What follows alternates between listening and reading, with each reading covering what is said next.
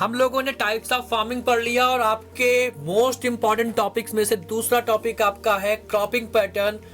MCQ में पूछने को कहे एग्जामिनर पूछेगा आपसे, बिल्कुल पूछेगा। वेरी शॉर्ट में तो आते नहीं, अब आपके सिलेबस का पार्ट है भी काफी। तो सीबीएसई वाले बच्चे जो हैं उनके लिए वेरी शॉर्ट में भी एग्जाम में पूछा जाएगा। यूपी बोर्ड वाले जो बच्चे हैं उनके लिए वेरी शॉर्ट में तो नहीं, बट हाँ शॉर्ट क्वेश्चन में इससे ऊपर इससे रिलेटेड क्वेश्चन आपको 100% देखने को मिल सकता है।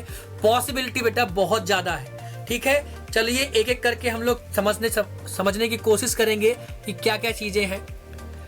कोशिश किया है बेटा इसको टेबल फॉर्म में बनाने की, ताकि आपको आसानी हो चीजों को समझने में। ठीक है, इजी हो आपके लिए, ध्यान रख के समझना बेटा।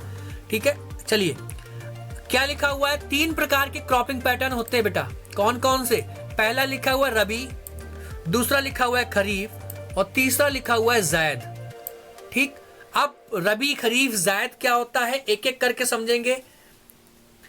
क्रॉपिंग सीजन यानी कि किस समय पे इन फसलों की बुआई की जाती है। इन फसलों की बेटा बुआई कब की जाती है उस समय की बात हो रही है। तो बेटा जब हम बात करेंगे रबी फसल की, सुनते चलना बेटा, बहुत कंफ्यूज हो जाता है बच्चे इस चीज में, इसीलिए टेबल फॉर्म में बनाया है ताकि आप इजीली इस चीज को याद रख सको।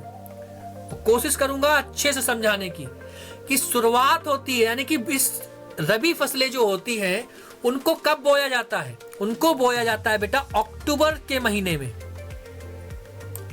सॉरी, एक मिनट, होल्ड ऑन बच्चों। क्रॉपिंग सीजन का मतलब यहाँ पे ये है कि फसलें बोने से लेकर कटने तक का जो समय है उसकी बात हो रही है कि क्रॉपिंग सीजन क्या है। तो रबी फसलों का क्रॉपिंग सीजन क्या है बेटा?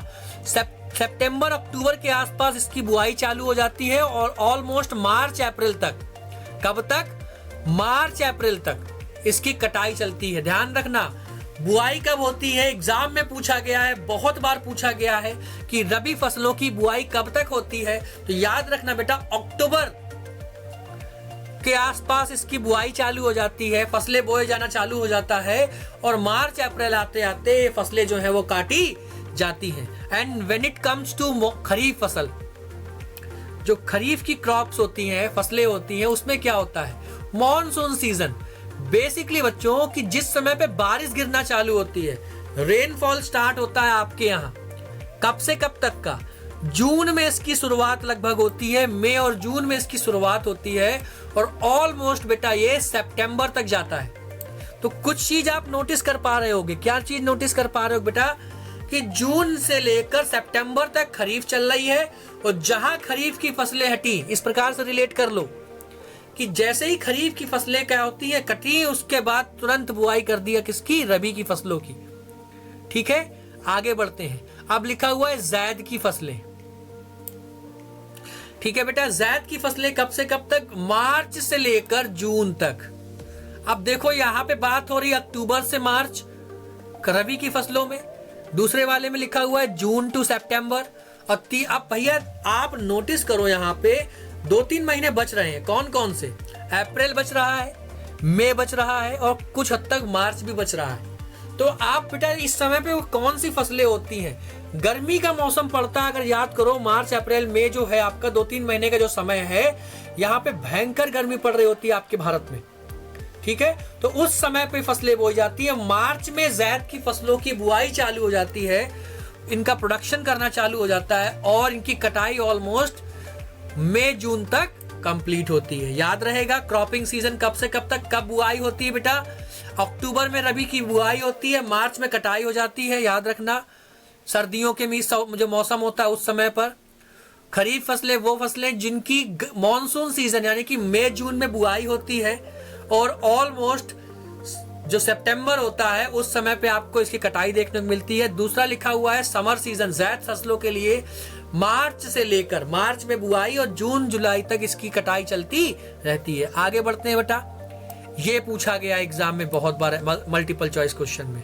एग्जाम्पल बताइए, रबी फसलों का एग्जाम्पल क्या होता है? स्टार लगा लो बेटा, ये इस जगह पे रबी फसलों का एग्जाम्पल पे स्टार लगा लो, और चाहे रबी की लगा लो, खरीफ की लगा लो और इसकी भी लगा लो, स्टार है ये चीज, ये ध्यान रखना, बहुत पूछा गया एमसीक्यू में। कौन कौन सी फसलें हैं बेटा? वीट है, बार्ले है, मस्टर्ड है, पीस एंड ग्राम। आपसे वीट बहुत पूछी गई है एग्जाम में, वीट बहुत एग्जामिनर का फेवरेट है। इधर आप याद रखना, जब खरीफ फसल के एग्जाम्पल की बात करेंगे तो राइस जो है आपका इंपॉर्टेंट है, ठीक है, राइस के लिए ध्यान रखना। और इसके साथ साथ कॉटन भी ध्यान रखना, एक इंपॉर्टेंट है आपका। 2 चीज ध्यान रखना बेटा, बहुत पूछी गई है। और ज़ैद में आपको वही जो आप लोग गर्मियों में खाते हैं, खीरा, ककड़ी और आपका तरबूज और खरबूज, ये सब चीजें जो आप देखने को मिलती हैं, ये सब कब मिलेंगी आपको? ज़ैद में देखने को मिलेंगी। आगे बढ़ते हैं बच्चों, इरिगेशन की बात करते हैं। जनरली जो आपका रबी फसलें होती हैं इसमें इरिगेशन कम करना पड़ता है। क्या लिखा हुआ है? Generally less as the season has the winter. Winter में आप जानते ही हो कि आपको बारिश कम मिलती है और मॉइस्चर जो होता है वो रिटेन होता है फसलों यानी कि मिट्टी में। इसलिए जो प्रीवियस जो रेन हो चुकी होती है, जो बारिश पुरानी हो चुकी होती है जमीन पर, उस मॉइस्चर से बहुत ज्यादा हेल्प मिलती है इस फसलों को ग्रो करने में, ठीक है। बट ये रबी के लिए है, रबी की फसल के लिए ज्यादा आपको रेनफॉल की जरूरत नहीं है। बट बेटा जब हम बात करेंगे खरीफ की फसलों के लिए, इसके लिए आपको बहुत ठीक ठाक, बहुत अच्छी नहीं कहूंगा, ठीक ठाक अच्छे क्वांटिटी में इरिगेशन और बारिश की रिक्वायरमेंट होती है, ठीक है। चावल की फसलें आपने मूवीज वगैरह में देखा होगा कि बहुत सारी फीमेल्स और मेल्स पानी में उतरकर बुआई करते हैं, उसके धान की बुआई करते हैं। तो वही चीज यहाँ बताया जा रहा है। क्यों? क्योंकि बहुत पानी की रिक्वायरमेंट होती है चावल की खेती में या खरीफ की फसलों में, ध्यान रखना बेटा। और ज़ैद के में आपको देखने को मिलेगा कि मॉडरेट लेवल पे, क्योंकि इस समय पे थोड़ी बहुत बारिश होती रहती है, इसलिए यहाँ पे मॉडरेट लेवल पे कि थोड़ा बहुत, ज्यादा नहीं। खरीफ और रबी के कंपैरिजन में इतनी जरूरत नहीं होती है, इजीली यहाँ पे फसलें होती हैं।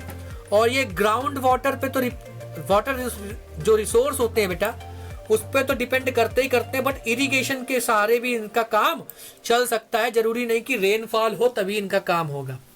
टेम्परेचर क्या होता है बेटा? ध्यान रखना, टेम्परेचर 10 से 25 डिग्री सर्दियों के समय की ठंडी होती है। और ये जो बसंत का मौसम आपका आता है मार्च के आसपास का, हार्डली 20, 25, 30 डिग्री टेम्परेचर रहता है। सर्दियों में वही 10-5 डिग्री टेम्परेचर रहता है, कूल टू मॉडरेट लेवल। आगे बढ़ते हैं, जब हम खरीफ में बात करेंगे तो बेटा खरीफ की जब फसलें होती हैं तो उस समय पे टेम्परेचर बहुत ज्यादा ह्यूमिड रहता है, गर्मी रहती है, ये पूछा गया है।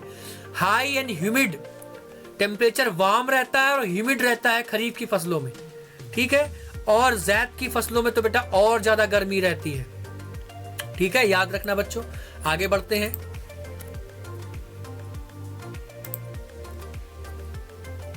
आगे क्या लिखा हो बेटा? किस प्रकार की मिट्टी जरूरत देखने को मिलेगी? इतना डेप्थ में पूछा नहीं गया, बट अगर शॉर्ट में क्वेश्चन पूछा जाएगा तो ध्यान रखना। वेल ड्रेन्ड, ऐसी मिट्टी जो बेसिकली उपजाऊ है उसके लिए, आपके इस प्रकार की फसलों के लिए बहुत जरूरी होती है, ठीक है। ड्रेन्ड मतलब जहां से पानी इजिली जो है वहां से निकल जाए, रुके ना, ठीक है। खुश्क मिट्टी, सैंडी मिट्टी जो होती है आपकी, बालुई मिट्टी, ये भी काम करती है। Moist well drained soil often in the river basin, ऐसी मिट्टी जो कहीं ना कहीं जिसमें मॉइस्चराइजेशन को ऑब्जर्व करने की कैपेसिटी ठीक ठाक हो, जहां पे पानी ठीक ठाक मिल जाता हो, ऐसी मिट्टी आपको देखने को मिलेगी खरीफ की फसलों के लिए। और यही चीज आपको देखने को मिलेगा किसमें? Well drained soil with a good moisture retention capabilities. किसके लिए? ज़ैद की फसलों के लिए। फार्मिंग प्रैक्टिस की बात करते हैं, मेनली ड्राई फार्मिंग। फार्मिंग मतलब क्या कि जब इनकी बुआई करी जाती है या जब इनकी कटाई की जाती है रबी फसलों की बेटा, ठीक है, मैं लिख देता हूं यहां पे, ये आर है, ये के है खरीफ, और ये बेटा जेड है, ठीक है।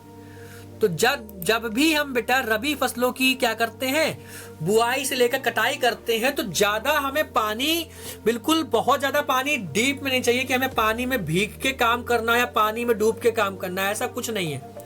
नॉर्मल ड्राई फार्मिंग होती है, सूखे में फार्मिंग होती है। बट खरीफ के केस में बेटा थोड़ा अपोजिट है। चावल की खेती से रिलेट करो, चावल खरीफ फसल का एग्जाम्पल है, कॉटन खरीफ का एग्जाम्पल है। बेटा चावल में आपने देखा होगा जब बुआई करते हैं धान की, एक्सटेंसिव इरिगेशन, पानी में खड़े होकर बुआई करते हैं धान को जो रोपा जाता है तो पानी में खड़े होकर किया जाता है और बहुत ज्यादा प्रयोग होता है खरीफ की फसलों में, ध्यान रखना बेटा। आगे क्या लिखा हुआ, यूजुअली जो ज़ैद की फसलें हैं जनरली इसमें इरिगेशन रिक्वायर्ड होता है, मे यूज, और कभी कभार अगर बारिश का पानी मिल गया तो भी यहाँ पे काम चल जाता है, कोई दिक्कत वाली बात नहीं होती है। ठीक है, आगे बढ़ते हैं बेटा। हमने जाना कि जो है रबी की फसलें हैं उनकी बुआई बेटा अक्टूबर नवंबर में होती है। ध्यान रखना, रबी की फसलों की जो बुआई है सर्दी की मौसम जो शुरुआत होता है सर्दी का, उस समय पे होती है। कटाई कब होती है? कटाई होती है मार्च अप्रैल में। ठीक, ध्यान रखना बेटा, रबी की कटाई कब होती है? मार्च अप्रैल में। खरीफ की कब होती है? बुआई कब होती थी? मई जून में होती थी, याद रखना। मई जून में अगर बुआई हो रही है तो सितंबर अक्टूबर में इसकी कटाई देखने को मिलेगी। आगे बढ़ते हैं बच्चों, लिखा हुआ है जून जुलाई, ज़ैद के केस में जून जुलाई में इसकी कटाई देखने को इसमें मिल जाती है। आगे क्या लिखा हुआ है, किन किन स्थानों पे खेती होती है?